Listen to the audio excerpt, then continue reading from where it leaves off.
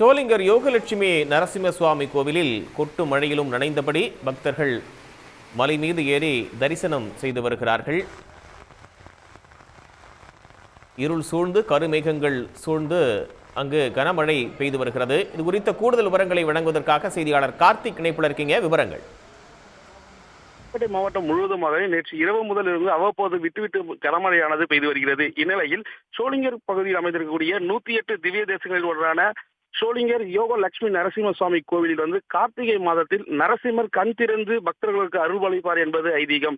இதன் காரணமாக தமிழ்நாடு, ஆந்திரா, கேரளா உள்ளிட்ட பல்வேறு மாநிலங்களில் இருந்தும் பல்வேறு மாவட்டங்களில் இருந்தும் ஆயிரக்கணக்கானத்திலிருந்து லட்சக்கணக்கான பக்தர்கள் சாமி தரிசனம் செய்வது வழக்கம். மேலும் பாத்தீங்கன்னா தற்போது கனமழை பெய்து வரும் சூழ்நிலையும் பக்தர்கள் அதனை பொருட்படுத்தாமல் 1305 படிக்கட்டுகள் ஏறி சென்று மேலே உள்ள யோக லட்சுமி நரசிம்மரை தரிசனம் செய்து வருகின்றனர். மேலும் ரோப்கார் சேவையானது ரோப்கார் சேவை நிறுத்தப்படுவதாகவும் இந்த அறநிலையத்துறை தரப்பில் அறிவிக்கப்பட்டிருக்கிறது. மேலும் மழை நின்றவுடன் மீண்டும் ரோப்கார் சேவை துவங்கும் எனவும் அதிகாரிகள் தரப்பில் தகவலானது தெரிவிக்கப்பட்டிருக்கிறது.